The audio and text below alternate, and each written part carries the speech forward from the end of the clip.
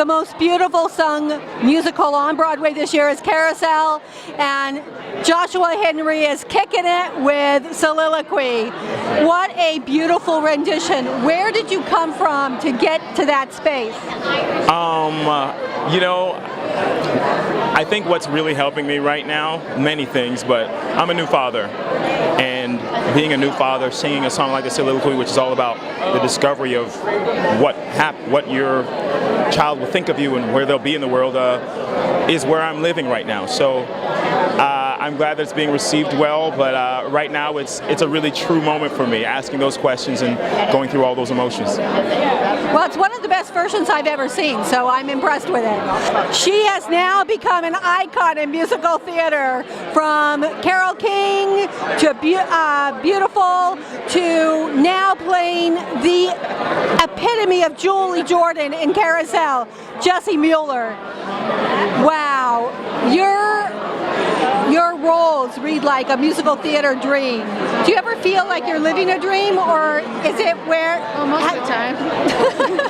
But was it something that, like, you saw this happening? No.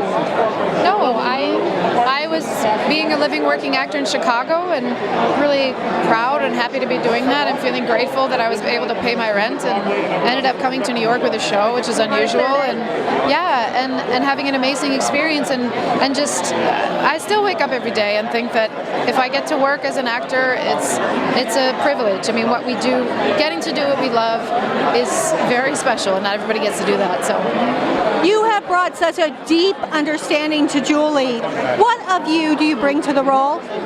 Oh gosh, I relate to her in a lot of ways. I'd like to be more like Julie in my sort of, in the fierce way that she loves, the very open way that she loves. And I think just her immediacy. She's very in the moment, and just kind of as honest can be. But I think my aspects that are a little more like Julie, I think, are that I'm not always the first person to speak up for myself, and I relate to that. I think a lot of people can relate to that, and I think that's one of the sort of joys, though, is to sort of watch her through the play and the way that she learns more about herself and how to protect herself and sort of grows up before the audience's eyes. So. Singing a Mean Mr. Snow, we've got Lindsay Mendez from Carousel. Lindsay, it's really hard to stay positive in this day and age. What do you do to stay positive?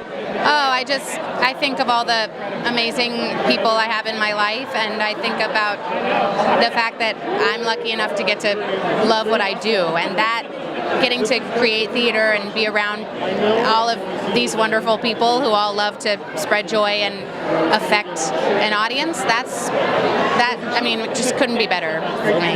Yeah. That's all it's about. If you want to hear an amazing voice, look no further than Paul Gemignani, who is now playing in Carousel. All right, so what brought you to Carousel? Well, I've loved it forever, and I got an audition and was so excited. So I came in and auditioned for Jack and Justin and the whole creative team, and very soon after that was offered the job. So I was over the moon, and it's been very, very rewarding, so I'm thrilled.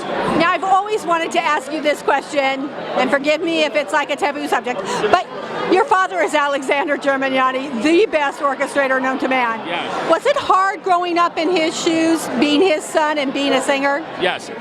Just so you know, I'm Alexander. My dad's Paul. I always get the two names. Believe me, it's totally fine. It's totally fine. Yeah, Dad's a music director, and we get along very well. We worked together a couple of times, and that's amazing. So no, it wasn't hard at all. In fact, I feel very lucky to get exposed to these kinds of shows at such an early age. In fact, we're at the Imperial with Carousel right now, and the first show I saw was Dreamgirls when my dad was conducting it at the Imperial. So I remember Ben Harney. Yeah. Amazing. So it's been so, I don't know, it's the family business kind of. So it's nice to honor that and celebrate it every time I get to go to work. So what did your father teach you the most? Oh gosh. As far as the profession is concerned, I would say, like, bring your best possible self that day to work. Yeah, I would say. It's very hard to stay positive in this industry and in this world. What do you do to stay positive? Well, I try to have balance in my life. I mean, I have a beautiful family, I have a wonderful wife, and a beautiful little girl, and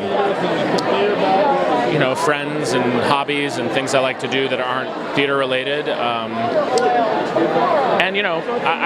I think that's true of any profession. I think you need balance in your life so that you don't obsess about the things, the coulda, shouldas, And it's hard in an industry where you face a lot of rejection, but the highs are really high, and you celebrate those when they come, and when the lows come, you just put your energy on making yourself the best version of yourself you can be.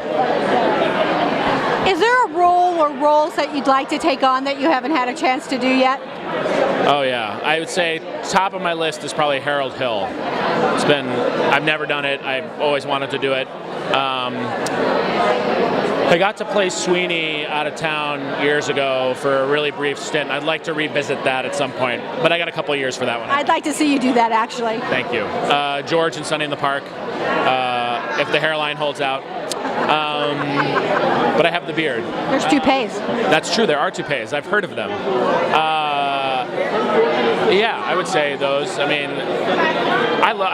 my career, I feel very lucky. I've done so many different kinds of roles, different kinds of people, stylistically different all over the map, and I hope I keep getting to do that. So as long as I get to keep doing different stuff, I feel like I'll be happy. Thank you. Harry Hadden-Paton. Harry Hadden-Paton. It's like a tongue twister in this. It is, it's useful.